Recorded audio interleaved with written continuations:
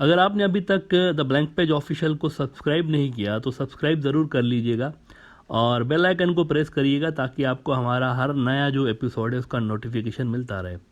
اسلام دنیا کا دوسرا بڑا اور سب سے تیزی سے پھیلتا ہوا مذہب ہے جس کے ماننے والوں کی تعداد پوری دنیا میں رہتی ہے۔ دنیا کی ہر نسل میں، ہر شہر میں، ہر قوم میں آپ کو مسلمان ملیں گے۔ ایک اندازے کے مطابق دنیا کی 7.5 ارب کی آبادی میں سے 2 ارب سے زیادہ مسلمان ہیں، 200 کروڑ، اور سب سے زیادہ جو مسلمان جس دنیا کے خطے میں رہتے ہیں وہ ہے انڈیا، بھکتوں کے خوابوں کا سپر پاور جو کہ ابھی تک سپر پاور نہیں بن سکا۔ انڈیا کے اندر سب سے زیادہ مسلمان رہتے ہیں، اس کے بعد انڈونیشیا کے اندر رہتے ہیں، تیسرے نمبر پہ پاکستان آتا ہے، چوتھے پہ بنگلہ دیش آتا ہے۔ سب سے زیادہ مسلمان ان ریجنز میں رہتے ہیں۔ اسلام کی 3 مقدس ترین جگہیں ہیں جنہیں حرم کہا جاتا ہے۔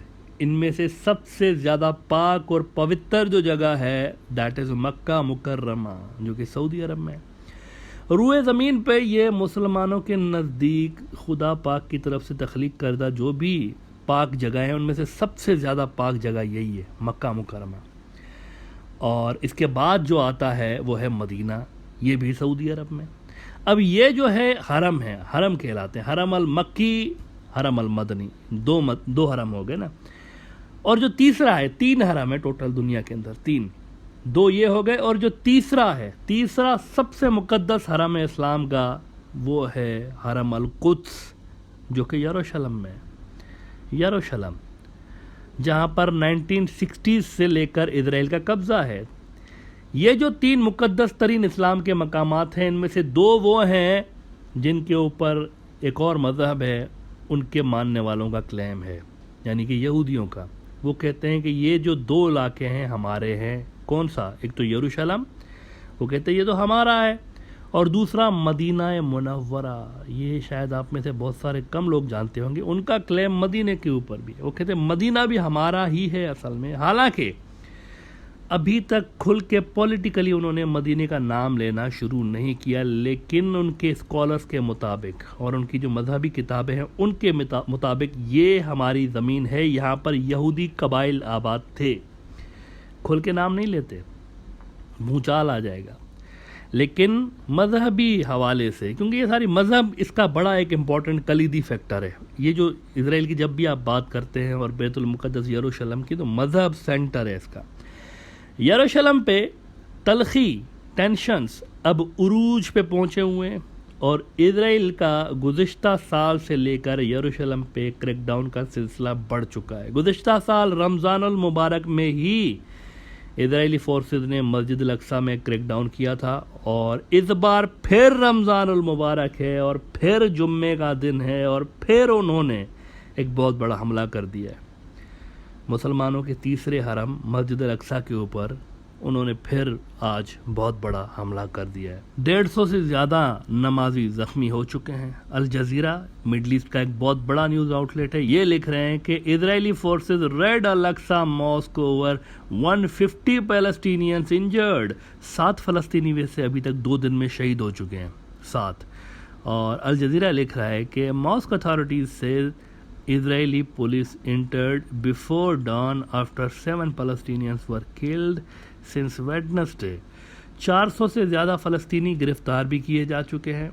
مین وائل یہ ہوا ہے کہ کل فجر کے ٹائم کہیں پہ آس پاس شام کے اندر سیریا میں اسرائیل کی جانب سے بمباری ہوئی ہے، میزائل داغے گئے ہیں وہاں پہ سیریا کے اندر، اور سیریا کا جو کیپٹل ہے دمشق، وہ بھی اسلامی حوالے سے بڑا اہم شہر ہے دمشق، لیکن وہاں پر بھی میزائل داغے گئے ہیں دمشق کے پاس۔ عرب نیوز نے خبر لگائی تھی کہ اسرائیلی اسٹرائک نیئر سیرین کیپٹل کاز مٹیریل ڈیمیج۔ یہ سارا معاملہ دیکھیں شروع کچھ یوں ہوا ہے کہ مسجد اقصی کے کمپاؤنڈ کے اندر یہودیوں کا داخلہ ممنوع ہے، وہ کمپاؤنڈ کے اندر داخل نہیں ہو سکتے، کہ اسٹیٹس کو بنا ہوا ہے، یوں سمجھیں کہ بھائی مسلمان آپ کی طرف نہیں آئیں گے، آپ ہماری طرف نہیں آئیں گے۔ مسجد اقصی کے کمپاؤنڈ کے اندر ایک معاہدہ سا ہے دونوں کے بیچ میں، فلسطینی اور اسرائیلیوں کے بیچ میں، کہ وہ نہیں آئیں گے۔ اچھا، اردن کا یہاں پر بھی بڑا ایک کلیدی رول ہے۔ میں آپ کو یہ بتا دوں کہ جو 2 ہمارے حرم ہیں مسلمانوں کے، حرم المکہ اور حرم المدینہ، یہ تو جو سعودی کنگ ہوتا ہے وہ ہوتا ہے خادم الحرمین شریفین، اس کو کہتے ہیں، یعنی کہ سرونٹ آف دی حرمین. یہ دونوں حرم ان کے انڈر میں آتے ہیں، لیکن یہ جو تیسرا حرم ہے نا مسجد الاقصیٰ والا، یہ سعودی کے انڈر نہیں آتا. یہ کس کے انڈر آتا ہے؟ جورڈان کا کنگ جو ہے، اردن کا کنگ، وہ دیکھتا ہے اس کو، اس کے انڈر آتا ہے تاریخی اعتبار سے. اس کے نیچے یہ آتا ہے، اس کی جو ساری کی ساری مینجمنٹ ہے ان کے طرف ہے، یہ مطلب وہ دیکھتے ہیں ان کو.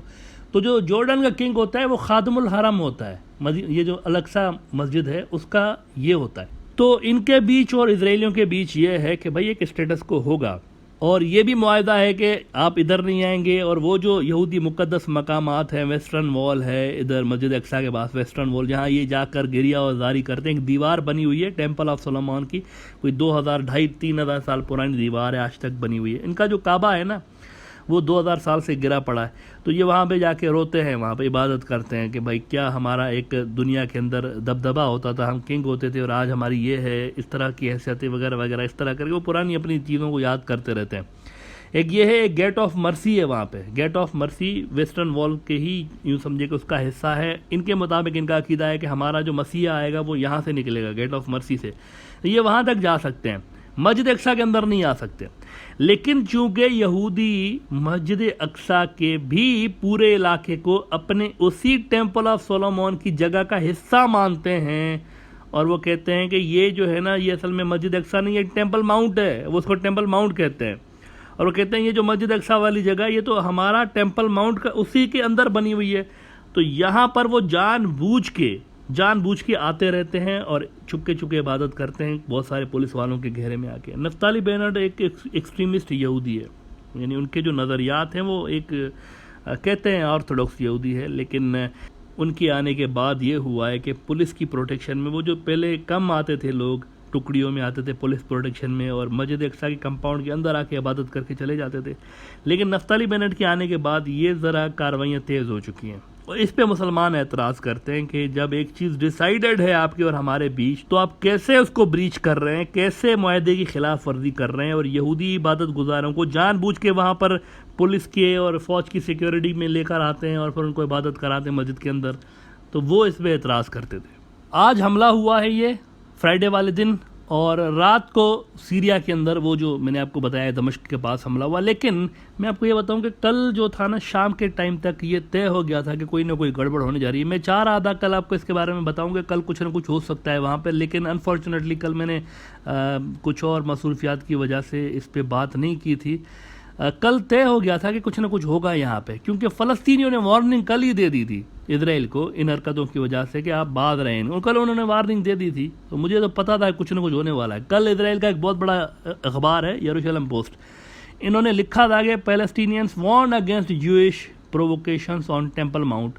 تو غصہ جو ہے نا کل سے عروج پہ تھا، تلخی عروج پہ تھا، اور آج یہ واقعہ ہو گیا ہے. دیکھیں ایک خاص عبادت ہوتی ہے یہودیوں کی، پاس اوور سیکریفائس کی ایک خاص عبادت ہوتی ہے جو کہ یہودی ان ایام میں آ کے کر رہے ہوتے ہیں اپنے مسیحا کی آمد کے لیے. وہ مسیحا جس نے یہودیوں کے بقول دنیا کی ہر قوم پہ حکومت کرنی ہے، اور ایک ایسا ورلڈ آرڈر بنانا ہے کہ جہاں پہ کوئی اور فورس ہی نہیں ہوگی، سنگل فورس، ایک ہی فورس ہوگی دنیا میں، کوئی اور ہوگی ہی نہیں. ایسا ورلڈ آرڈر بنانا ہے. اس مسیحا کو مسلمان دجال کہتے ہیں. اس کے بارے میں کئی بار میں یہاں پہ بات کر چکا ہوں.